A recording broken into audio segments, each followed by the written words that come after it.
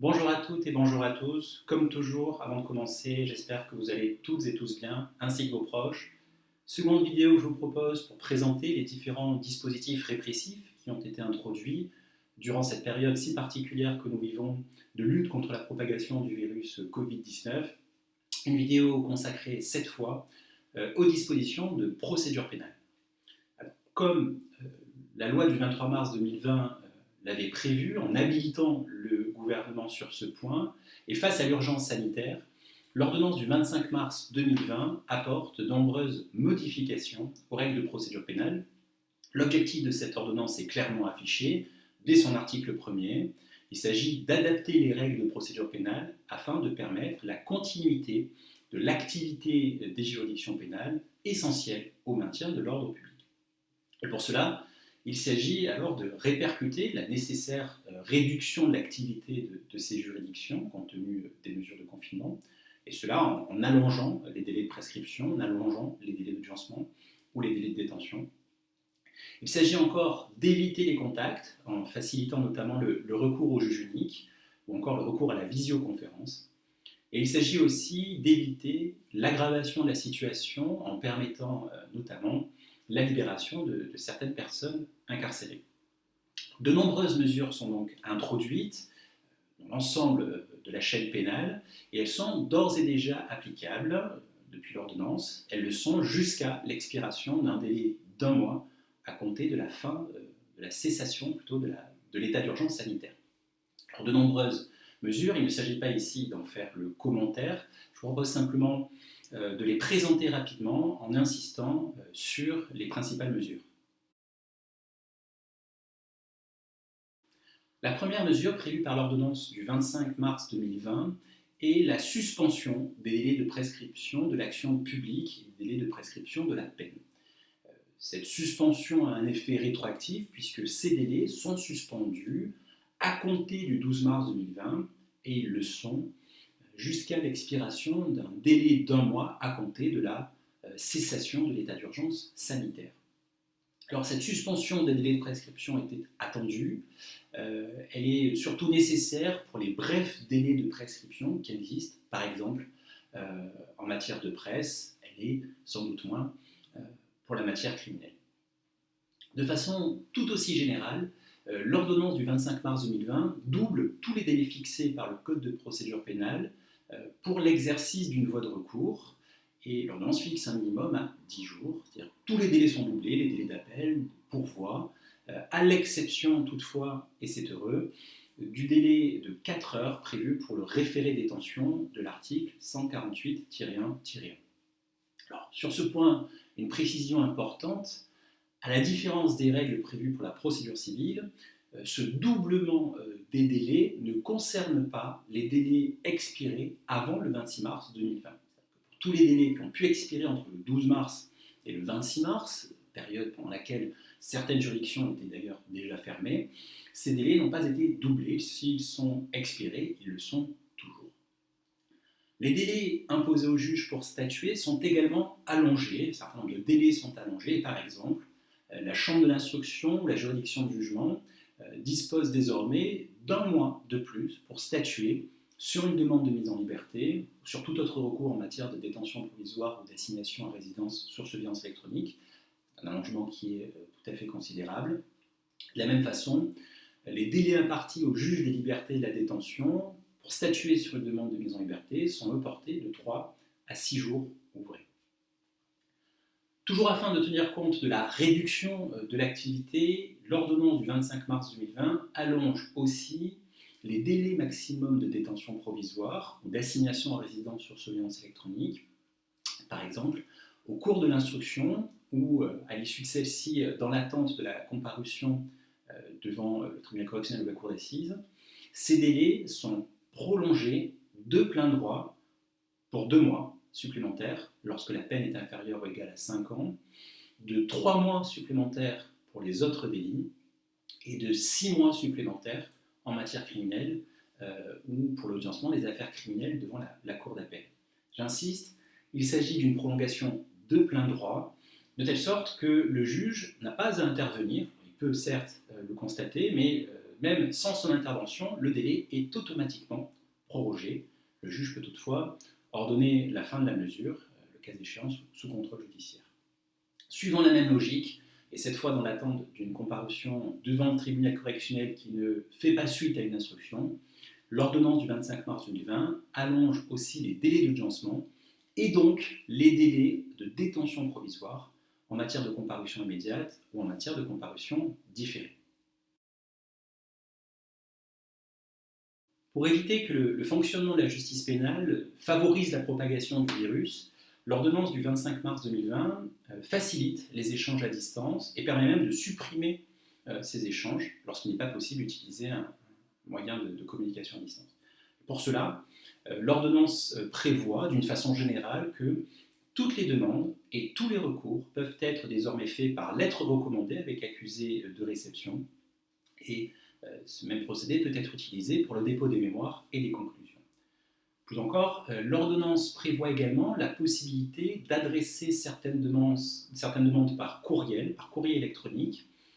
L'appel et le pourvoi en cassation peuvent être formés par courriel, tout comme les demandes d'actes au cours de l'instruction.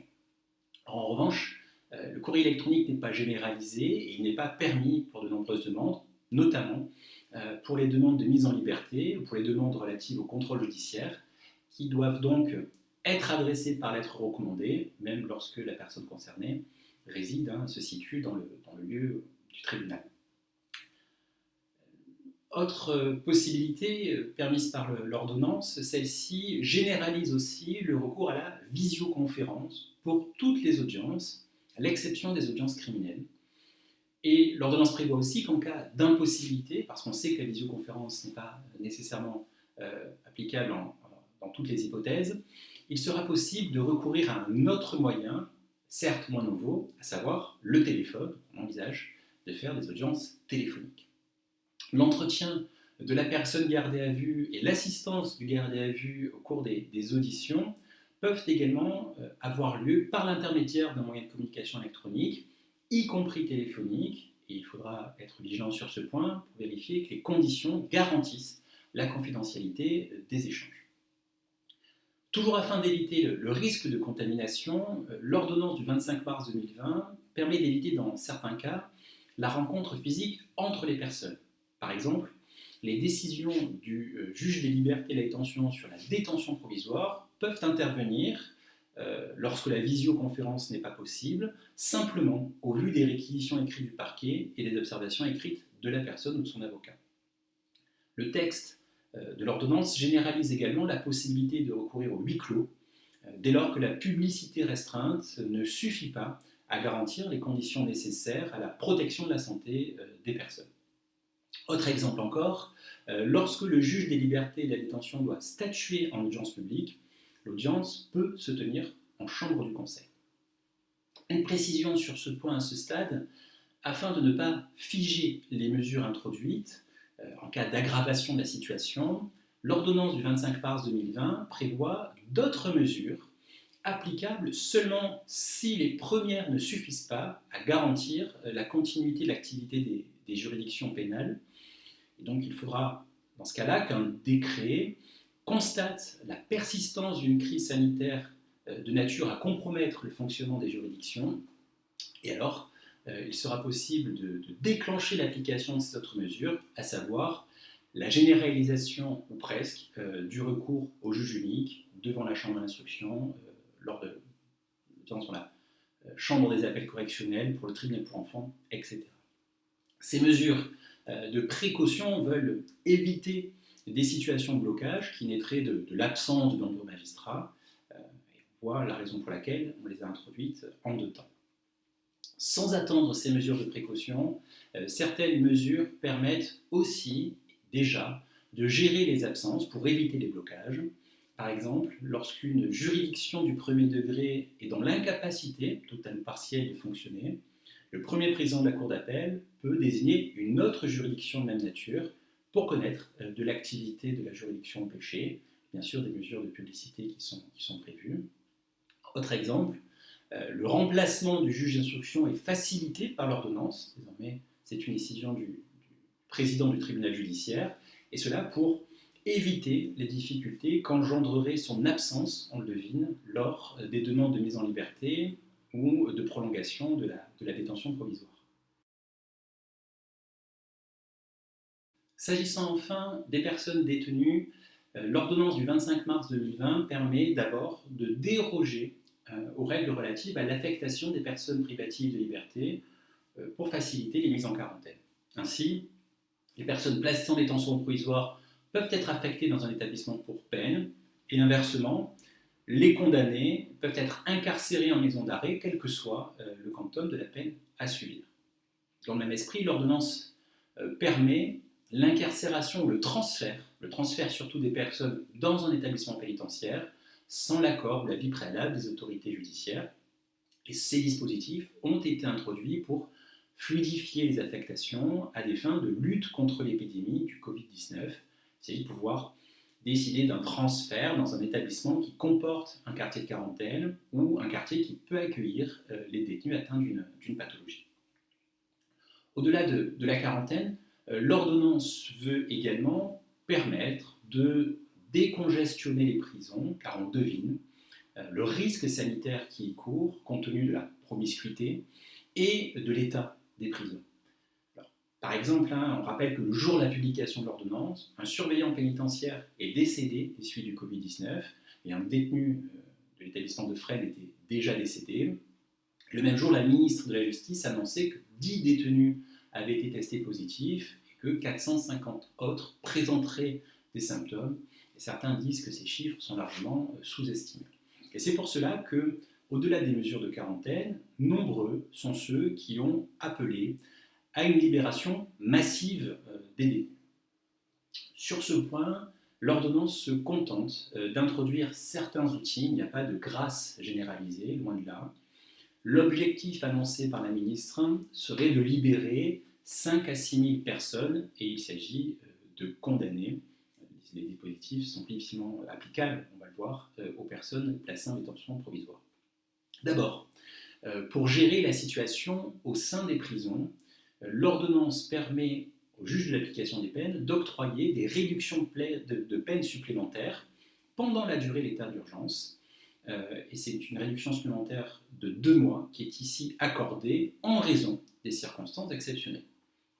RPS particulière et générale, toutes les personnes peuvent en bénéficier, sauf certaines personnes écrouées pour des infractions graves, notamment les faits de terrorisme, les infractions commises au sein du couple, les personnes qui ont participé à une mutinerie, ou encore, et c'est intéressant, les personnes qui ont eu un comportement de mise en danger des autres détenus ou des personnels au regard des règles imposées par le contexte sanitaire. On voit que l'objectif est de récompenser les détenus qui respectent les règles sanitaires. Il peut aussi permettre à ces condamnés de prétendre ensuite à une libération sous confinement ou à une conversion de peine. Deuxième dispositif, en effet, l'ordonnance du 25 mars 2020 permet au procureur de la République, sur l'avis du directeur du SPID, de faire libérer les détenus condamnés à une peine d'une durée inférieure ou égale à 5 ans lorsque le reliquat de leur peine est d'une durée inférieure ou égale à 2 mois. Donc, s'ils sont condamnés à une peine inférieure ou égale à 5 ans et qu'il ne reste que 2 mois maximum à exécuter, ils peuvent être libérés et ils sont alors assignés à domicile et ils doivent respecter les conditions du confinement.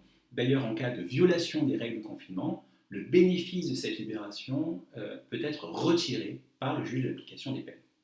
À nouveau, sont exclues des personnes qui sont écrouées pour des infractions graves. C'est la même liste et on y ajoute encore certaines infractions commises contre un mineur de 15 ans. Troisième dispositif introduit, il est mis cette fois à la disposition du juge de l'application des peines. Pour les peines restant à subir d'une durée inférieure ou égale à 6 mois, il est possible de recourir au mécanisme de la conversion et ces peines restant à subir de 6 mois maximum peuvent alors être converties en travail d'intérêt général, en détention à domicile sous surveillance électronique, peine de jour amende, ou même être assorti d'un sursis probatoire renforcé. Donc on le voit, qu'elles ont d'ailleurs bénéficié de la réduction de peine supplémentaire.